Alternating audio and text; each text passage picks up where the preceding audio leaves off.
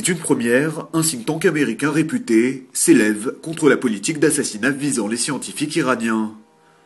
Une pratique attribuée ces dernières années au Mossad, les services secrets de l'État hébreu.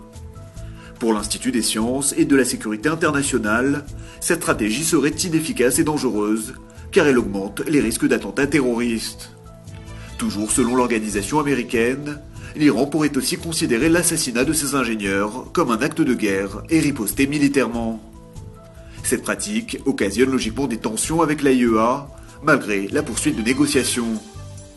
Téhéran suspecte ouvertement les inspecteurs de l'agence onusienne de transmettre des informations secrètes aux services de renseignement occidentaux.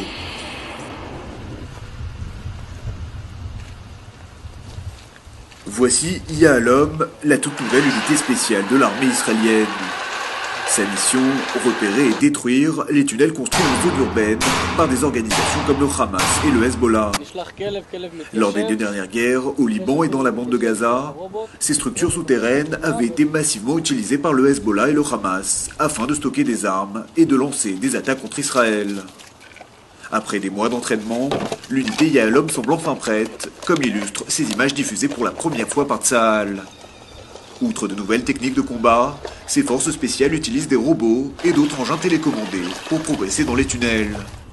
Un apprentissage qui présente des similitudes avec la guérilla urbaine et qui, selon l'état-major, sera rudement mis à l'épreuve lors du prochain conflit.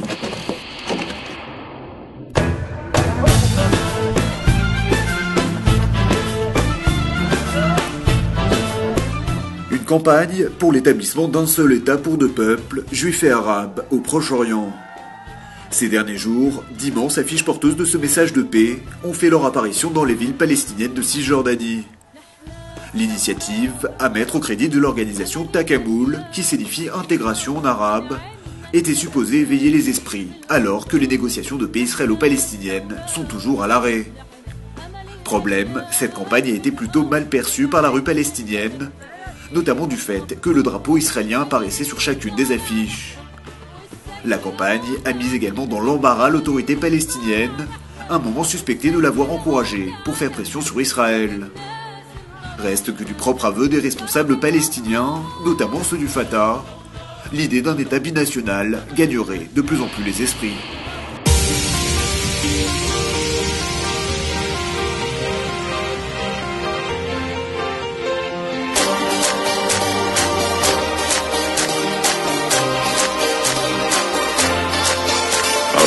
My friend, for peace. I want to hear your voice. Be my friend, share peace. Speak up and change the world. Be my friend, for peace. I want to hear your voice. Shimon Peres est bel et bien un président connecté sur Facebook. Après avoir participé à une première conférence pour la paix en janvier dernier, le chef d'État israélien a désormais ouvert sa fanpage sur le célèbre réseau social. Là aussi, son message reste très consensuel. « Devenez mon ami pour la paix », écrit le président israélien, qui peut déjà compter sur le soutien de Mark Zuckerberg. Reste que pour convaincre les autres membres de Facebook, Shimon Peres s'est laissé entraîner dans un clip plutôt original et rythmé. Le président israélien y apparaît aux côtés de personnalités comme le pape Benoît XVI et même le premier ministre turc Recep Erdogan.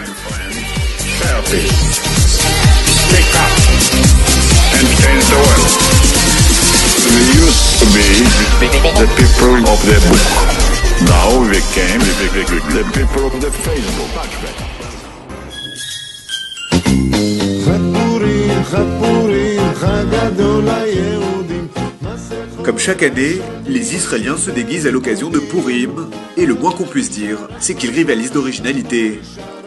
À Tel Aviv, Jérusalem comme ici, et partout ailleurs dans le pays, de grands défilés sont organisés dans les rues.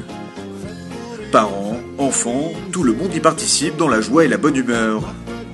Et puis, comme la tradition l'exige, chacun est convié à écouter au moins une fois la lecture du livre d'Esther. Cette année, la Bibliothèque nationale de Jérusalem a d'ailleurs décidé d'exposer un ouvrage vieux de 400 ans.